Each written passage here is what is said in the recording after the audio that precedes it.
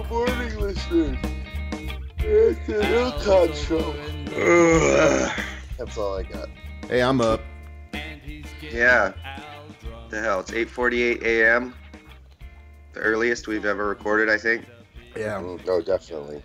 And No, remember we did an all-night show where we were up at like 4 a.m. or something. Oh well, that was like we stayed up late. This is like we just got up. Yeah.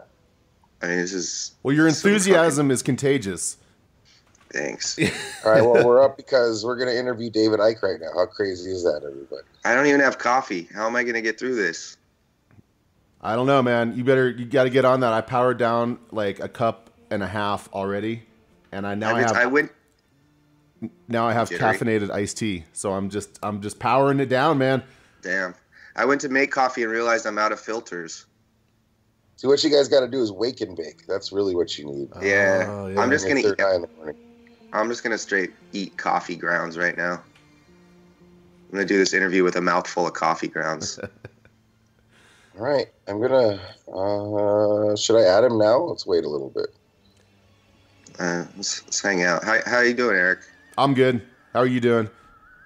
I'm good. I missed you over the weekend. Me and Cory were partying in LA and just like wishing you were there, man. Looked like Yeah, fun. me and Shelby, we fucking hung out at a pool all day, dude. Cory, is it true that you have weed Speedos? Yeah. That's awesome. They're not Speedos, they're boxer briefs. Oh, okay. You know? Oh, even better. They fit you like Speedos. They look like they're too long to be boxer briefs. They like cover your thigh. It's a Speedo, dude. It's a Speedo with weed print on it. Now, when I hear Speedo, I think like the European Speedo, like the one without the legs on it. That's just like, minimal coverage. Shelby's using, no. It's like Shelby's Speedo using the word shorts. Speedo wrong. Yeah. Look, I sent you a picture of my weed shorts. Here they are. Good morning, Aaron. Hey, Aaron. I can't see him. Oh yeah, there they are. Technology eludes me. All right, I'm going to call David Icke, you guys. Nice. All right. Here it goes. Here it goes.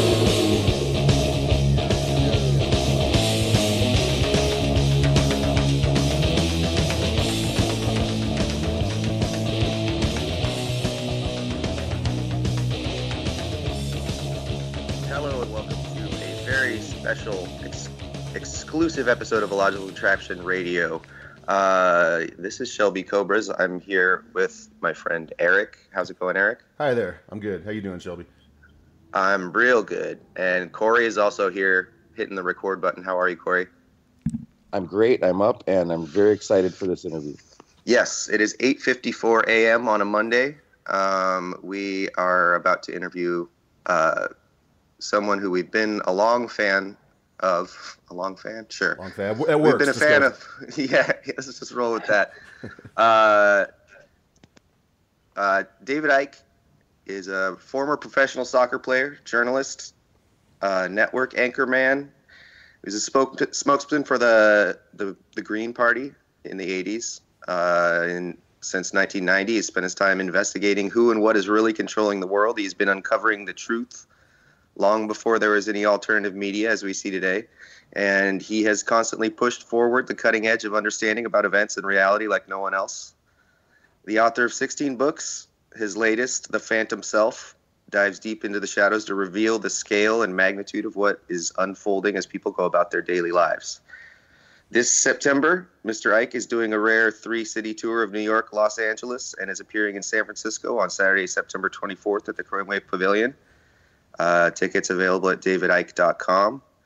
We are honored and excited to welcome David Icke to the show. How are you, David? I'm good. Hello, all. Nice to be here. Hey. Yeah. You said you're just getting home from a trip. Where were you at? Well, I've got this world tour about to start. It starts in England and then moves around, and it's going to be, physically challenging. And I thought I'd have a little break. And when I was a kid in Leicester, in the centre of England, in the 1950s, I I fell in love with steam trains because there was lots of steam trains in Leicester, lots of stations.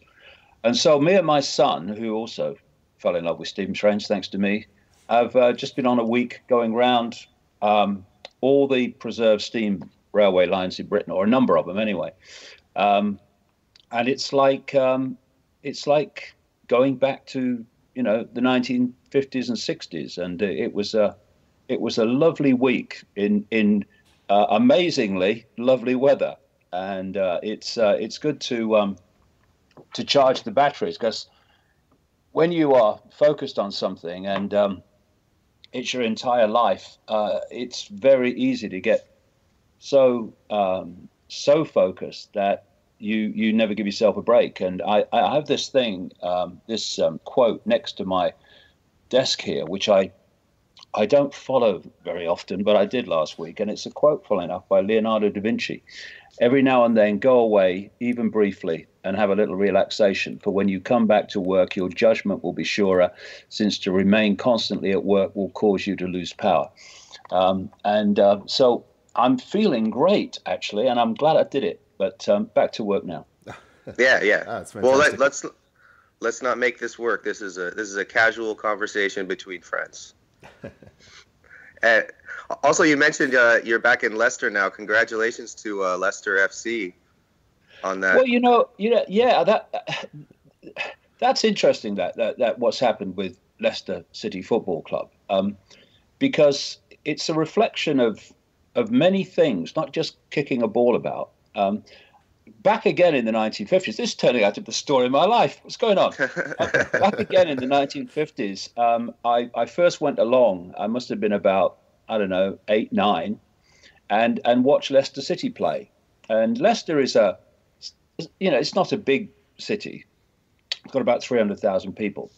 And the football club has always been an also-ran.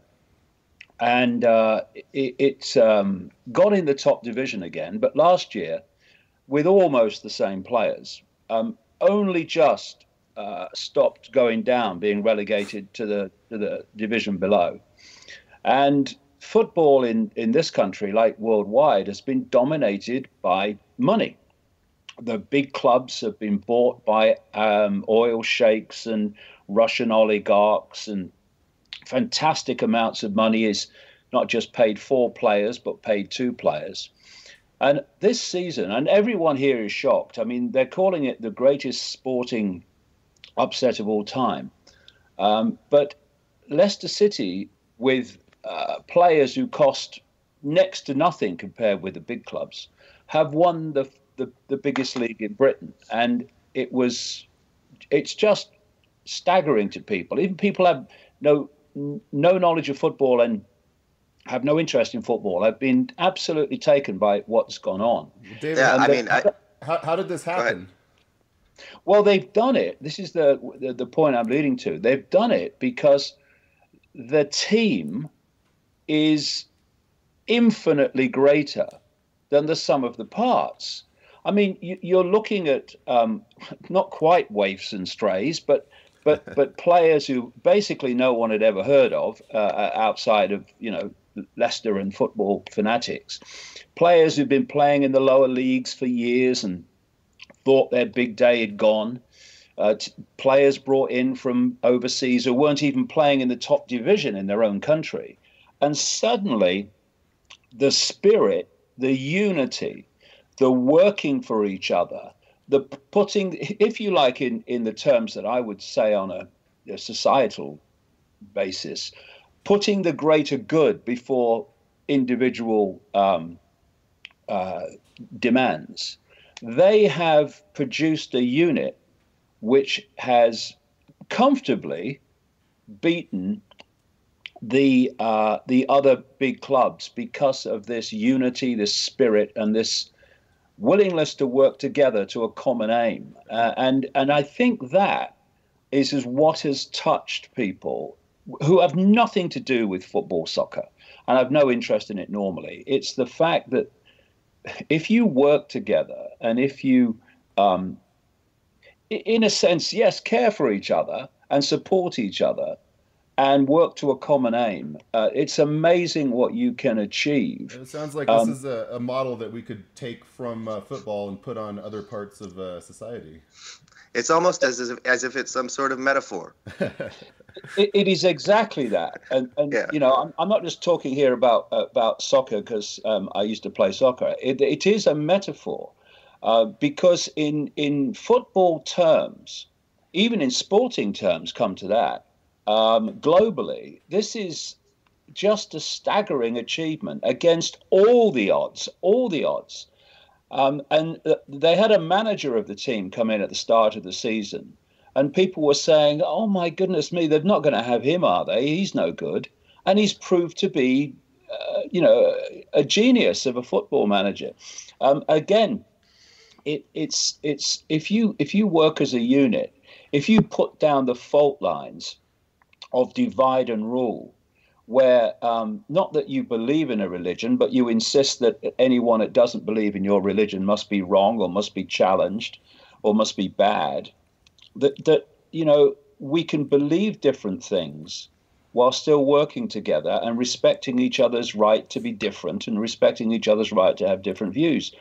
And I'm sure those Leicester City players have different views politically, religiously, etc., to each other. I mean, they certainly do because they come from different parts of the world. But they've put that aside and worked together, and look what they've achieved. And we as humanity can do that if only we will realize that all these labels that we give ourselves, even down to men, women, black, white, Muslim, Christian, Hindu, whatever, they are labels. They are labels for our experience. And the foundation of the manipulation of the human race en masse is, from cradle to grave, putting in place a system which convinces the vast majority of people that what they're experiencing is who they are. And so we become self-identified with the name, the religion, the country, the race, the income bracket, the politics, whatever, that we forget that what we really are is awareness, simply a state of being aware. And we have the capacity to open ourselves to that awareness on an infinite scale, or close ourselves to that awareness so that we're basically only perceiving everything, including ourselves, through the five senses. And two people in two bodies, if you like, who are in those two states of being, i.e. five-sense reality or expanded reality, will see the same thing, the same world, the same reality in such dramatically different ways, because they are perceiving it from a completely different perspective. And this is where I bring in the concept of phantom self, because that's the name I give to these set of labels that we self-identify with. And if we self-identify with the body and the body's experience as being us, the five senses as being the only reality, then what can we perceive both for ourselves and the world other than limitation, other than I can't? Because from that perspective, that's the world that we seem to be living in, but we're not. If we would expand our awareness to see it from a completely different angle and see that. What would be some methods to help us expand that awareness? Well, it's not so much expanding awareness, I would say, as removing the layers of programming that are disconnecting the influence of the expanded awareness that we already are. Right. You see, one of the points I make in the book, and I'll go into this in San Francisco.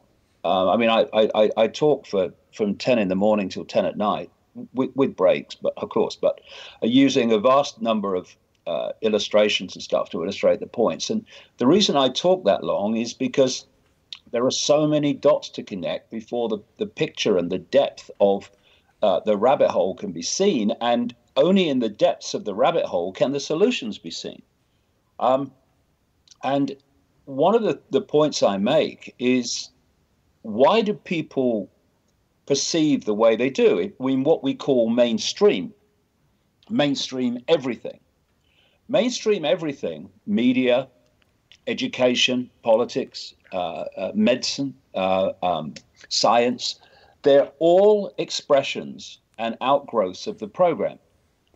You come out of the womb and immediately you are influenced by your parents.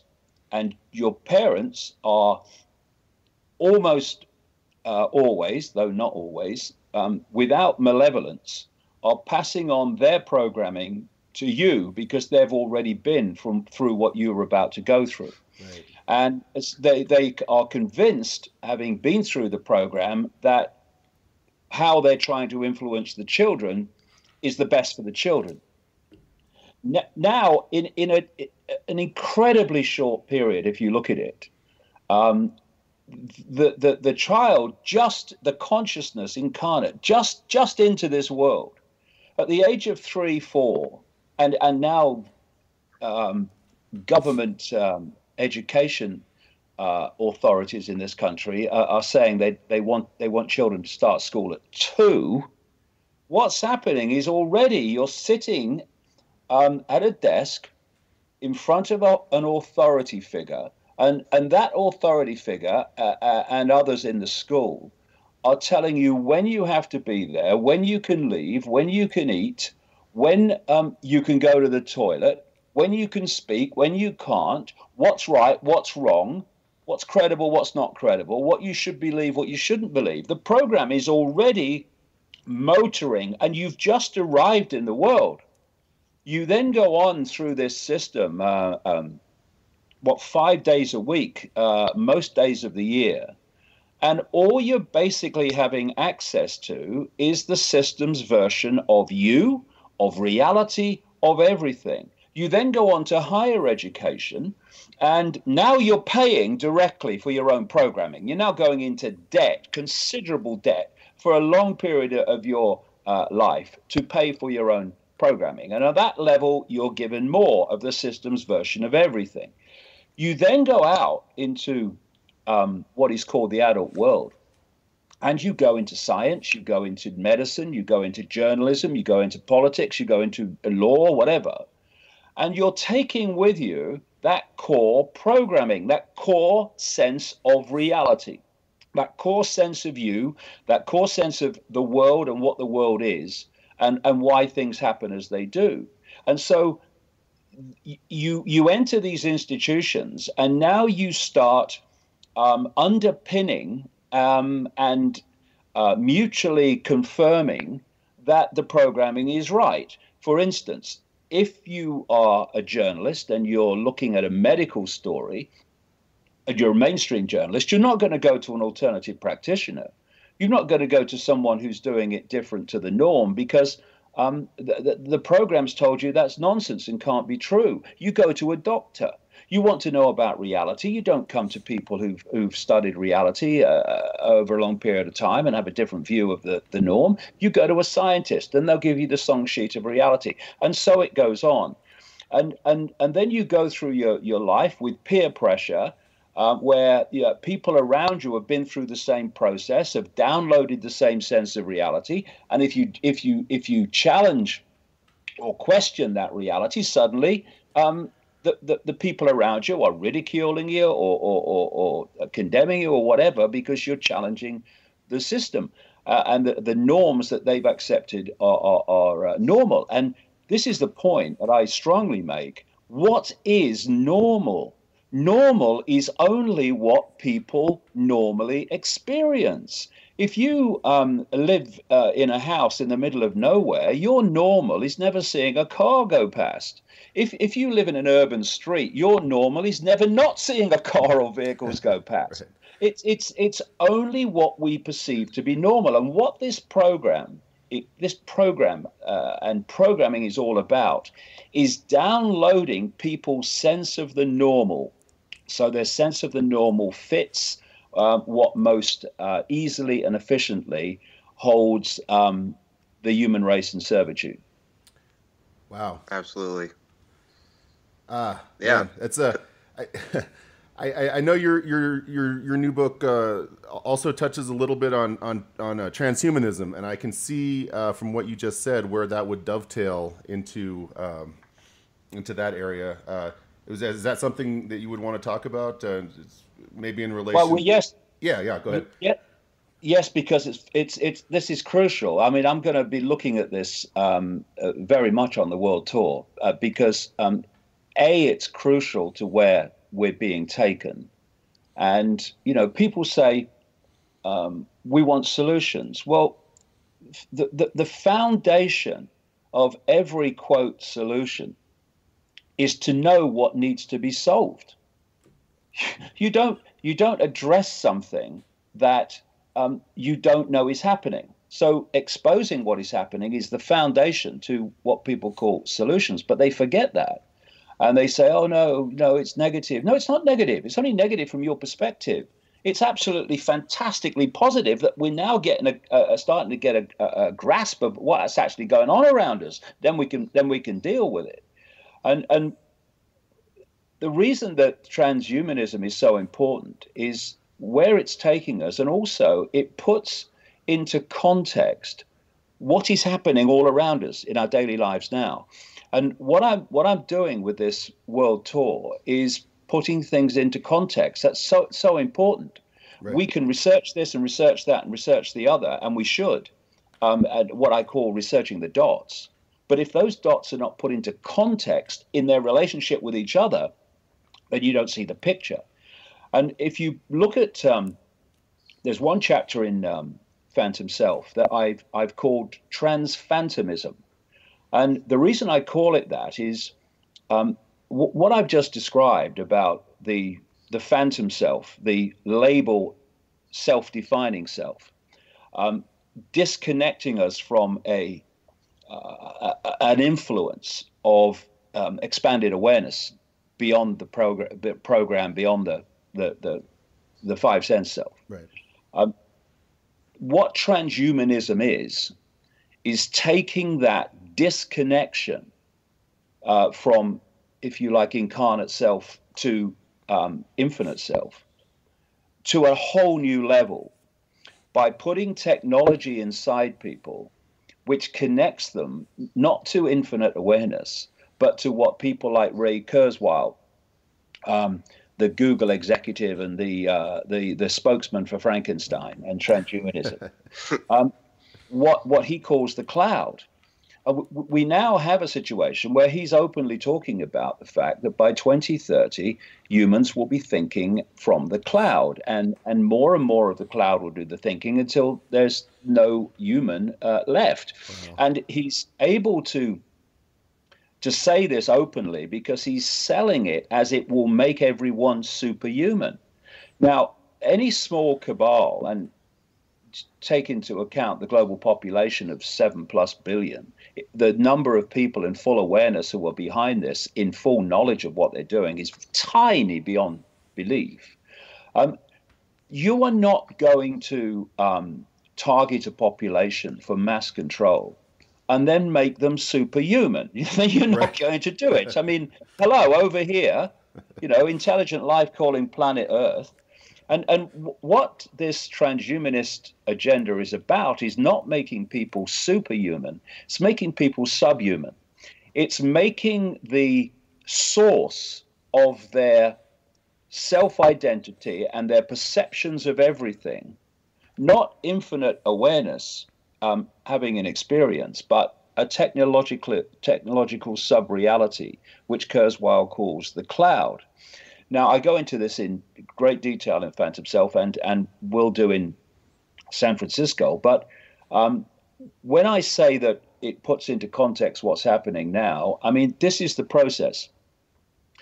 First of all, it's what I call the totalitarian tiptoe. You know you're going to Z, or Z, as you say in the United States, and you're starting out at A. You know you're going to Z. But if you go from A to Z, people are going to look up from the from the dot that they are looking at and say what's going on, because the change is so vast and so quick. So you do it in steps. The bigger steps you can get away with, but not too large that you give the game away of where it's actually going. And if you look at the totalitarian tiptoe of transhumanism and this agenda to get technology inside us, first of all, they've started out with what I'll call holdables. These are the smartphones and tablets and things that you hold. Right. The first stage was to get people addicted to that technology. Well, with vast numbers of people, that's achieved. I mean, I've just traveled around Britain, like I say, looking at steam trains that go back to Victorian times, while people are standing there with technology that they cannot take their eyes off. They put it in the pocket, and now they're in cold turkey. They've got to get it out again. And you see it all the time. It's just and young people have got addicted to this stuff. So that's the first stage. The next stage is what they call wearables. These are your smartwatches and your Google Glass and your Bluetooth on the ear and many others that are coming in now. Now we've gone from holding it, it's now actually on the body. And the next stage is what they call implantables. And I read an article in Forbes magazine last year, which was predicting within 3 years, 4 years, these would be commonplace. And implantables, of course, are getting inside the body. Right. And so this is the process that we're going through. And the addiction to technology is leading people through this process, because you're addicted to technology. Now I've got an Apple Watch. I'm gonna queue at 4 o'clock in the morning so I can be the first one to have one, and all this stuff. Do you know you don't even need a watch now? They're gonna under your skin, and this is the way it's going. And so this is why it is so important. And this is I'm doing this world tour, and I'm talking as much as I can, is to highlight this, so people can see how they're being, here, kitty, pulled along this process. Because once we have this smart grid, as they call it, with all this smart technology talking to each other, which is what smart technology of different kinds is designed to do, we are going to be even more disconnected from infinite awareness, because our next port of call from five sense reality is going to be the cloud. And who's going to control that? And the other point that I make, and this takes a lot more explaining, which I will do in San Francisco, sure, is that we are being told all the time that we are everything is going to be controlled by artificial intelligence. Right. And my question, and I so rarely hear it asked, is what is this artificial intelligence? What is it? Because one of the points that really needs to get across is a redefinition of life. What is life? Because we live in a world where life is perceived as bodies and legs and torsos and heads and arms and what have you, we perceive life forms in that sense, in that state. That's what life is, or plant life or whatever. But life is simply awareness, forms of awareness. And these forms of awareness can take a digital form as much as they can take any other form. Sure, yeah. What happens when we hit the singularity with this transhumanist stuff, Exactly. And they're saying that at that point, we will become part of the cloud and everything will be controlled by artificial intelligence, including us. Now, this is the question again. What is this artificial intelligence? What's its background? What's its agenda? Because I was watching it's an excellent series, actually. It's a mainstream science series, but it involves scientists who are asking some questions that mainstream scientists don't usually ask. And you will have heard of it. It's fronted up by Morgan Freeman. It's called Through the Wormhole. Oh, sure. Yeah. But I was watching an episode recently, because I've got it all on DVD, with a scientist who was, I think it was at Michigan State, who was exploring what is life and concluding that life is must also include digital forms. So, this transhumanist technological sub-reality, this smart grid, as they're calling it, this Internet of Things, where everything, including your fridge, is connected to the Internet through smart meters and what have you, and through transhumanism, humans are connected to the Internet. That's the whole point. You then ask the question, well, in that situation, who controls the Internet controls everything connected to the Internet. And who's going to control the Internet? Oh, artificial intelligence. So I go into some detail and really deep in the rabbit hole, exploring what is this artificial intelligence and what's its agenda. Right. Well, speaking of, promising the superhuman to the the citizenry, we're at a pretty scary time here in our country. I'm sure you're aware.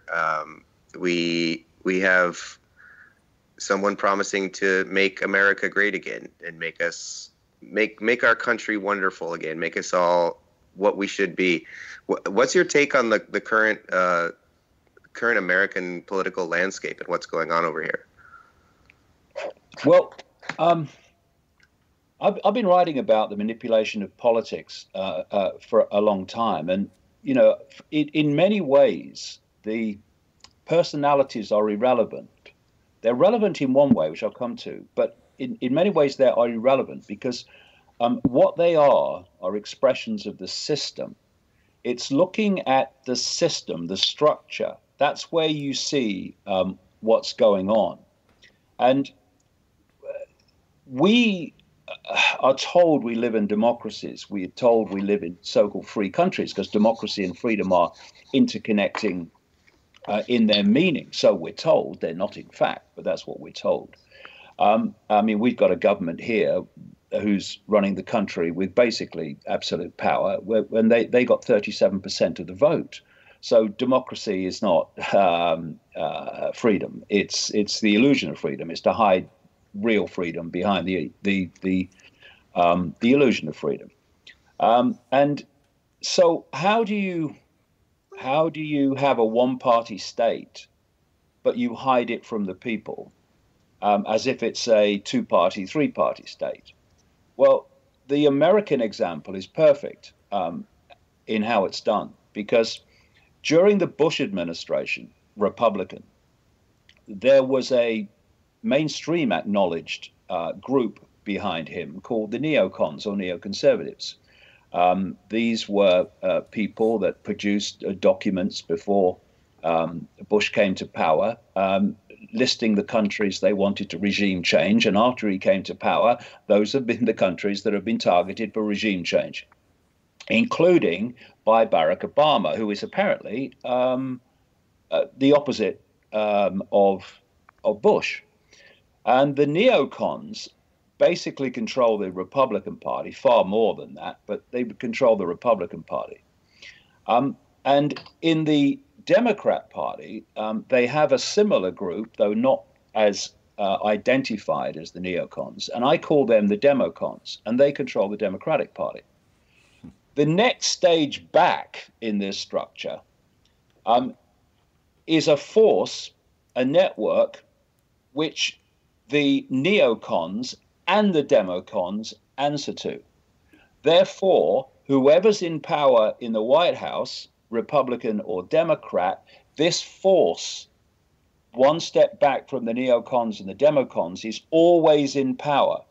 And that's why so little, often if anything, changes when you change parties, because you are changing the party to give the people the illusion that the vote counts, thus you're in a free country, thus you don't have to do anything about the fact that you're not. And so you had Bush, for instance, following this list of countries, Iraq and and what have you, that was in this list of the neocons in September 2000. These are the countries that we need to regime change. And then in comes Obama, and no one in his first election campaign could have claimed to be different and a vehicle for change more than Barack Obama in the history of politics. But what's happened? Libya, Syria, this same list has gone on being picked off because it's an illusion. And the more that people awaken to the fact that it is a one-party state masquerading as choice, the more the powers behind it have to almost create novelties to keep you interested. Because the more you are disinterested, the more you have the capacity to step back and see it for what it is. They want to pull you in and engage you so that you'll continue to give power and credibility to this rigged system. So when Obama came in, you had the first black president. That was the novelty. This is new. Hey, Owen is about change, and so many were pulled in. Vast numbers were pulled in who are now looking back and going, we've been had, haven't we? And so now you have a double whammy of novelty. You've got possibly the first woman president. Hillary Clinton. Oh, yeah, let's give a woman a chance. And then you have this apparently maverick man, Donald Trump, who's not part of the system. Excuse me why I laugh, and if I do so much it's painful, I'll take a break. It's a joke. You don't become a billionaire in the way that Donald Trump's become a billionaire unless you're connected to all of these people in this network. And so when you look at either of them, it really, I think Clinton is definitely the one that they want, but it doesn't really matter because Trump will be a vehicle for them, as Clinton will be a vehicle for them, as Obama has been a vehicle for them, as Bush has been a vehicle for them.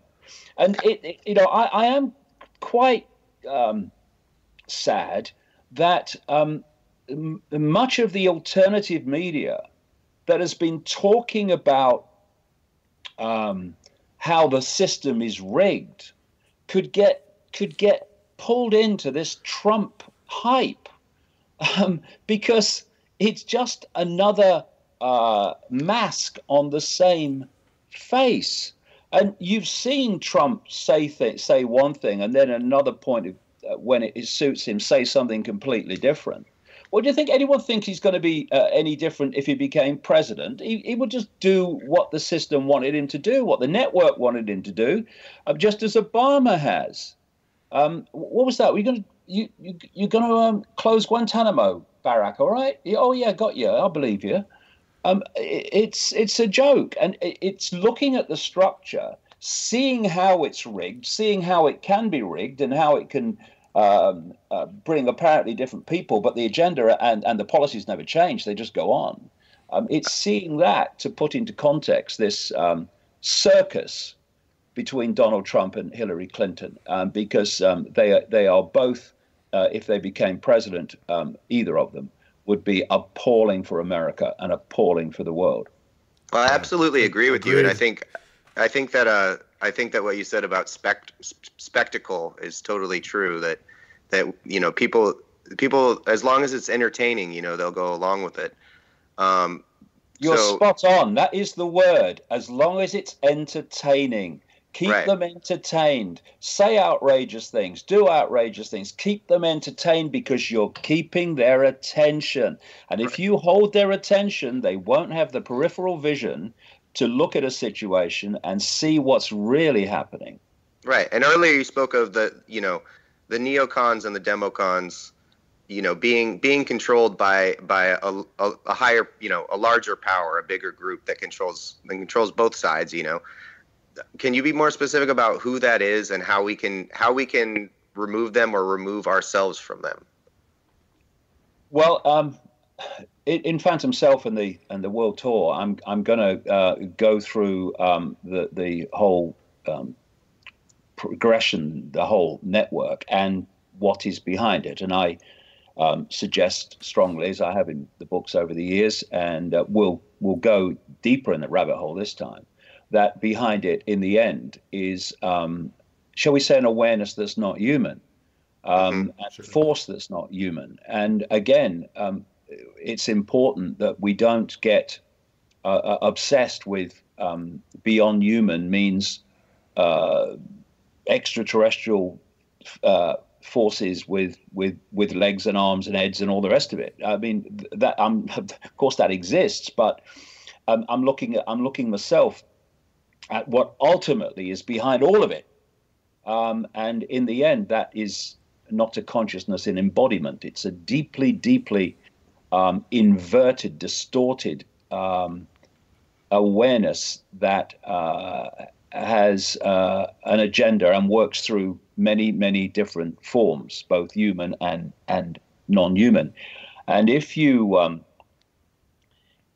look at, for instance, the word live, it is evil written backwards, and that's incredibly symbolic, because what we call evil is an inversion of life, an inversion of the perception that we call life, but it's still awareness. It's still part of this greater awareness. It's just in a highly distorted state. So if I just explain it without going too much into it, because it does take a bit of time, as a spider's web, let's say that this awareness ultimately is the spider at the center of the web. If you take each strand in the web to be a secret society, a semi-secret group, and then eventually organizations and agencies that we see in the public arena, the strands closest to the spider are the most exclusive organizations, the most exclusive and secretive of the strands in the web. As you come out, you go into the wider secret society network, which is all compartmentalized. So the vast majority of people in these secret societies have no idea what the real agenda is. They only know what they're allowed to know. So what the levels of degrees are all about, compartmentalization. And then eventually, as you come out from the spider, you meet the cusp, as I'll call it, where the hidden meets the seen. And that's where you find organizations like the Bilderberg Group, the Council on Foreign Relations, Trilateral Commission, Club of Rome, and so on. And what happens is the agenda comes out from the spider, and it comes through this web. And these organizations I've just mentioned are in that cusp where the agenda leaves the hidden and enters the seen. So beyond, as you come further out from the web, beyond those organizations, now you're hitting governments, government agencies, big pharma, the Monsanto and the biotech cartel. You're looking at big media, big oil, all these things you can actually see and identify in the public arena, but don't know where the actual source of their actions are coming from. If you take a transnational corporation as a symbolic example, you have, if you take McDonald's, for instance, I wish someone would, you have the headquarters in America. And all over the world, you have the subsidiaries of McDonald's. And the subsidiaries take their orders from the headquarters. And they take their branding from the headquarters. They take their way of operation from the headquarters. So if you can go into a McDonald's in Australia or America or South Africa or London, and that you're looking at basically the same McDonald's. Well, this web works like that. And so when decisions are made in the seen part of the web by governments, by government agencies, by media, by science, whatever, we see them as dots in the sense of they are random decisions made by random people for random reasons. But actually, it's coordinated. Of course, not every last dotted I and every last crossed T, but the basic theme that is pushing the world in a certain direction, it is coordinated. Now, just like secret societies, these organizations of government and media and science and what have you are also compartmentalized. I mean, if you look at a media organization, first of all, you've got the owners. The editor of a particular outlet is dictated to by the owner in terms of what goes in and what doesn't go in, what the themes are, what is allowed to go in, what isn't, what the party line is on this, that, and the other. I mean, you see there's a DVD made by former Fox employees that I saw some years ago, explaining this very system whereby every morning down would come the list of stories that were going to be featured that day and the treatment that was going to be given to them. Now, those journalists then do their job, because if they don't do their job according to the morning diktat, then they're not going to have their job very, very long, and some didn't. And this is going on all the time. You look at a transnational corporation, the very few at the top dictate the policy, they dictate how things are done, and everyone else in the massive corporate pyramid who are doing the jobs in the office and out on the ground or whatever, they are following the orders of the few at the top, which are dictating it. Now, you take that in totality of society where government agencies are carrying out the policies of government. And in the end, all these different strands, all these different hierarchies, all these different peak of the pyramids in all these different organizations are in the end answerable through this web to the spider in the center. And this is how it's coordinated. This is how it's done. Because people say to me, over the years, how would a few control the world? It would be impossible, but not with this structure. It's not. How does a few at the top of McDonald's control the whole of McDonald's worldwide in terms of what it does and what it looks like? Same reason, same system. This is how it works. And in terms of, how we respond to it, if we stay welded to that program I described earlier, which we are given a lifetime download of because of the way that the whole thing's structured, then nothing will change. I mean, people have looked at my books from the 1990s and looked at the perspective of what's happening today, and they're saying, well, how did you know? How could you know this was happening? Is this going to happen? It was very simple. It's not sitting in a darkened room, pulling it out of the ether.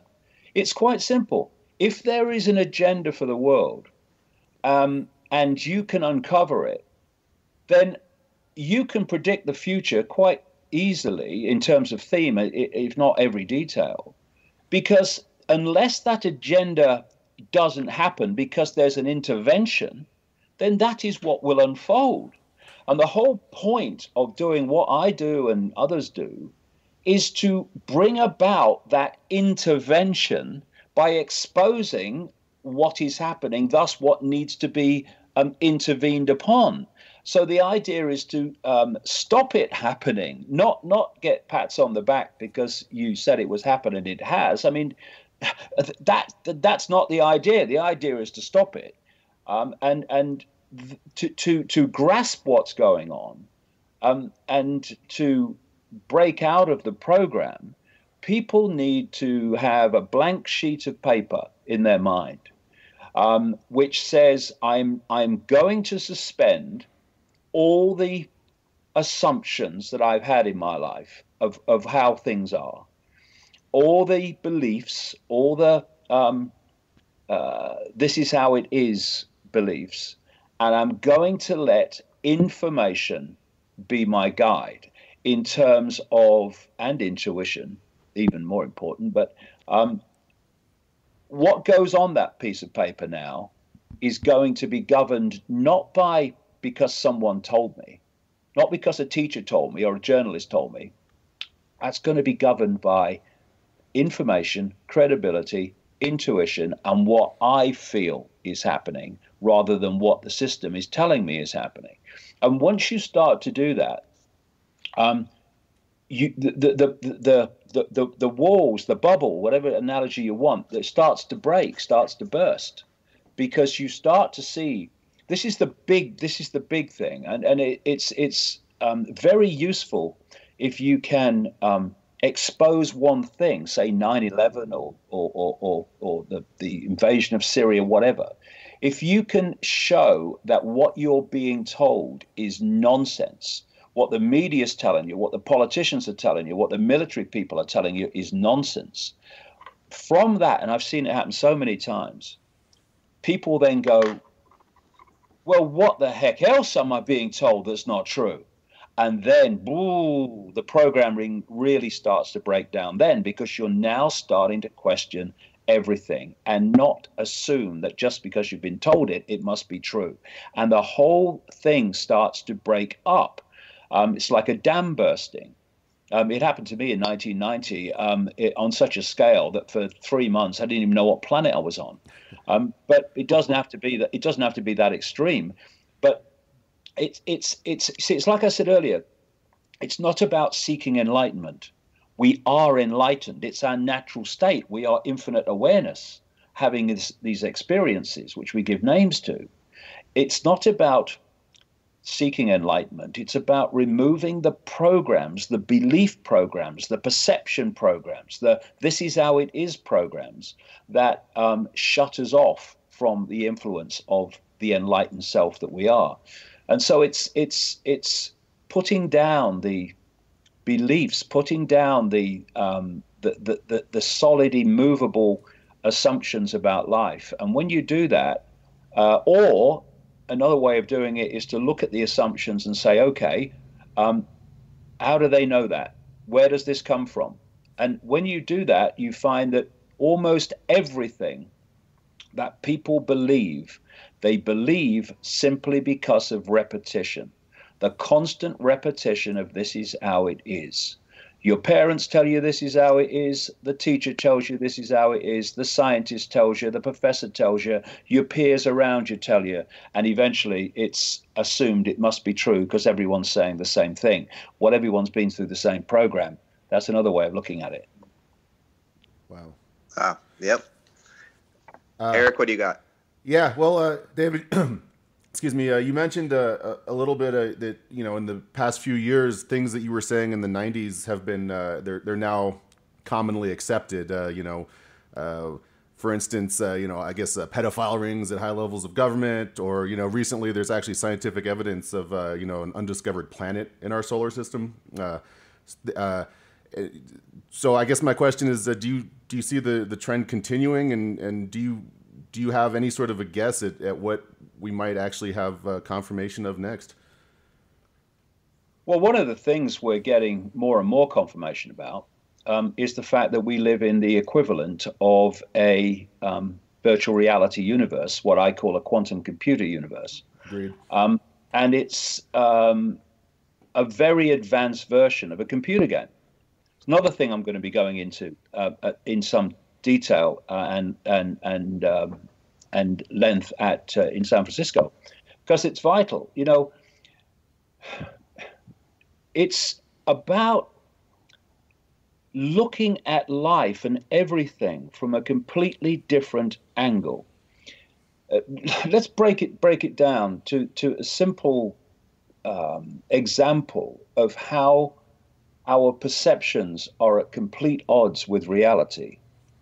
We think, most people think, that they live and assume they live in a solid world, and solid world equals massive limitation.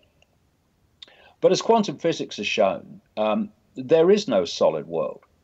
What's actually happening is we're decoding information fields into an apparently solid world that doesn't actually exist outside of us. It exists within our decoding processes in terms of the visual processes in a small area at the back of the brain, which brings about our visual awareness. And so it's the reality we're living in, and this is being more and more confirmed by those cutting edge mainstream studies that are exploring this, is equivalent to what I call the cosmic internet. I'm sitting in this room now, and if I had a Wi-Fi system, and I had someone sitting here who knew nothing about computers and didn't know computers existed, or didn't know what they were looking at was a computer or what a computer did. If I said to them, all around us now is a total worldwide reality, in the hidden, you can't see it, which can be tapped into and experienced anywhere in the world, in Australia, South Africa, New Zealand, America, London, wherever, that person would say, "You are mad. You are off your rocker, mate. What do you mean that? What do you mean there's a reality? Where is it? I can't see it." But because people now are aware of computers, and they're aware of computers logging in or tapping into this Wi-Fi system and bringing what?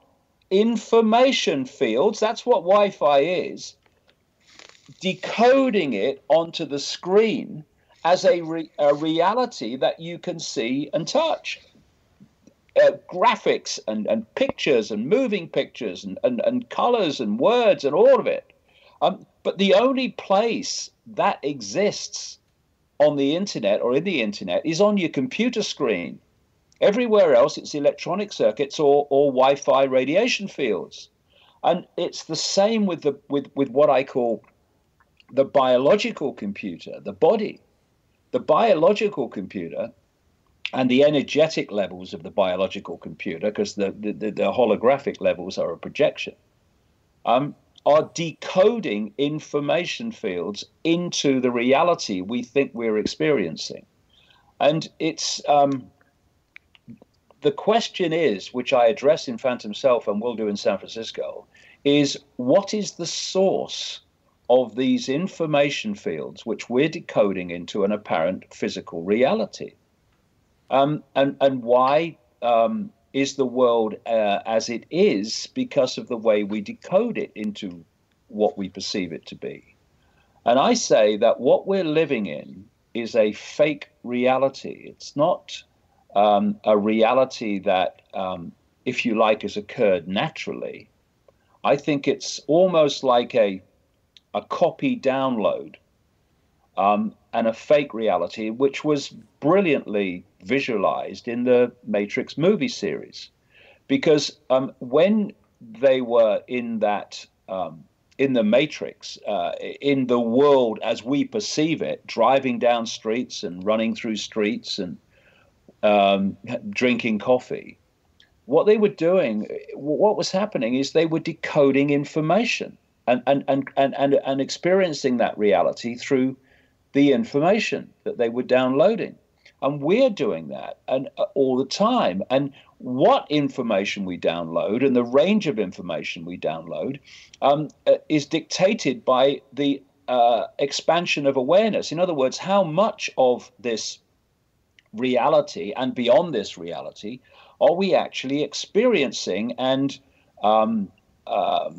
decoding into a perception of reality? So if you are in five sense mode and basically you are interacting with this reality only through five sense mode, then you're in the matrix and of the matrix, because you have no other source of perception and point of observation to see what you're experiencing from a completely different angle. When you expand your awareness because you let the programming go, it's just like I've used an analogy for years of a tank of water and putting a ball on the bottom of the tank. You hold it in an unnatural state by holding the ball on the bottom of the tank. The moment you let the ball go, let this programming go, the ball goes whoosh to the top and floats on the top because that's its natural state. It's been held in an unnatural state. And in terms of our awareness, we're being held in an unnatural state by these layers of programming. So once you start to let that go, and it's not an overnight thing, it's a process which gets faster and faster, the more you let go, you are in part interacting with the five sense level of this matrix. Yes, because you have to. You're experiencing it. but your awareness is expanded to beyond this frequency band that I'll call the matrix. Therefore, you have levels of your perception, your levels and points of your observation where you can actually look into the matrix as well as being in it. You are in the world, but not totally of it. And that allows you to see things you couldn't see before. You're seeing it from a different angle. Now, what has happened throughout known human history to people who've done that? They have been condemned, they have been ridiculed, they have been burned at the stake.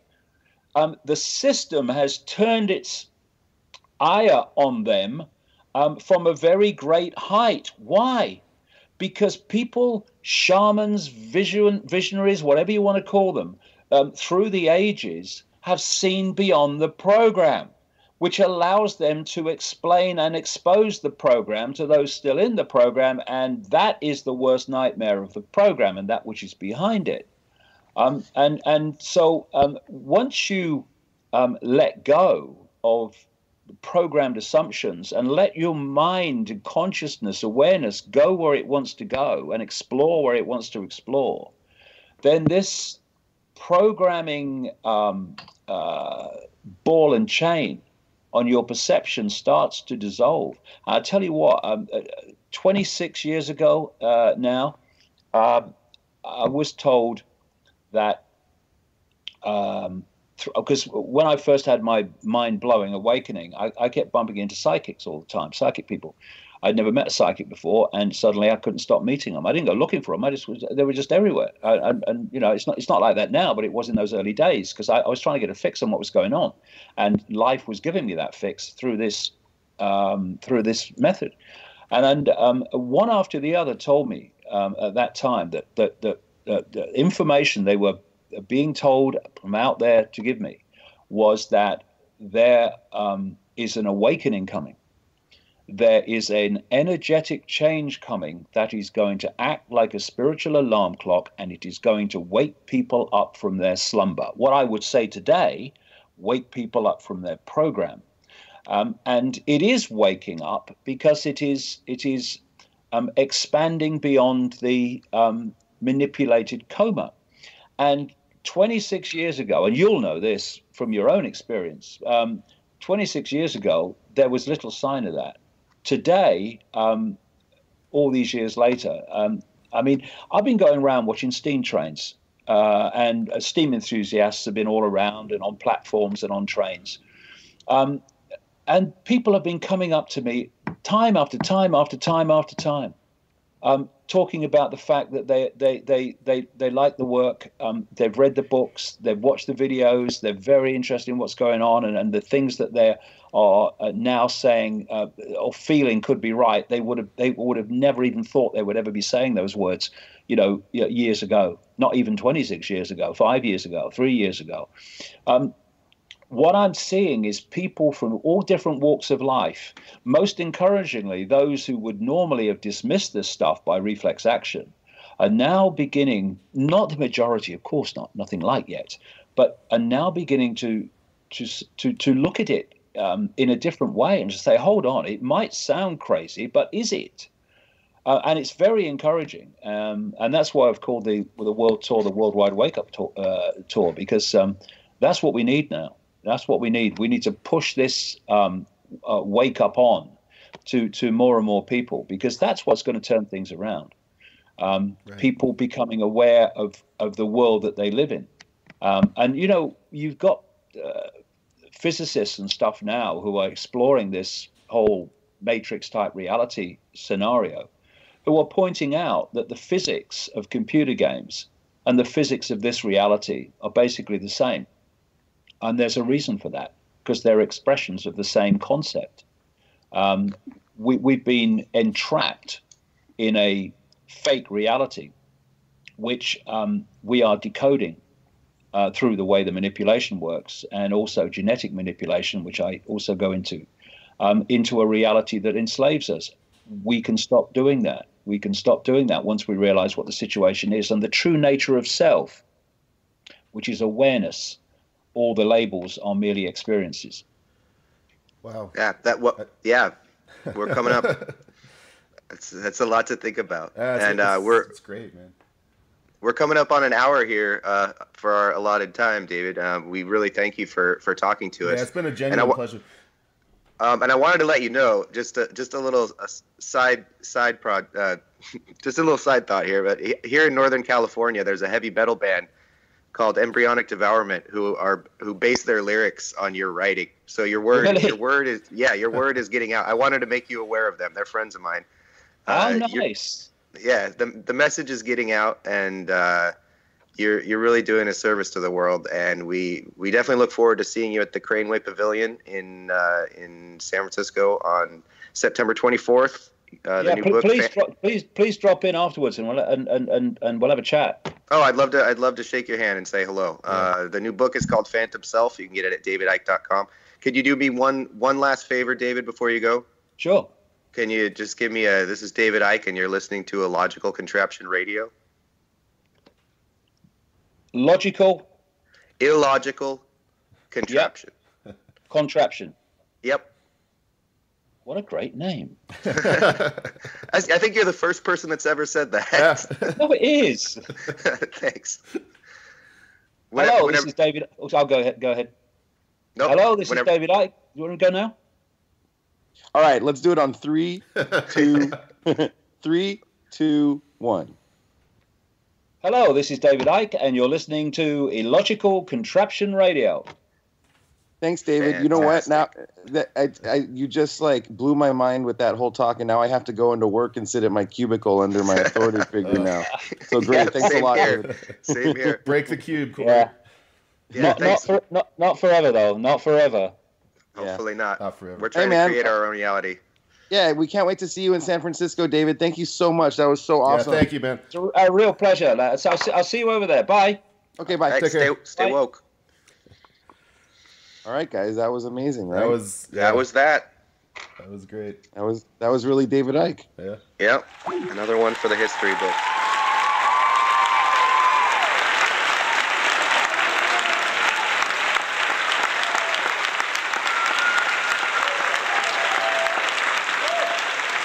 A reptilian, extraterrestrial race has been controlling planet Earth for thousands of years to this day and putting its genetic compatible bloodlines into the positions of power.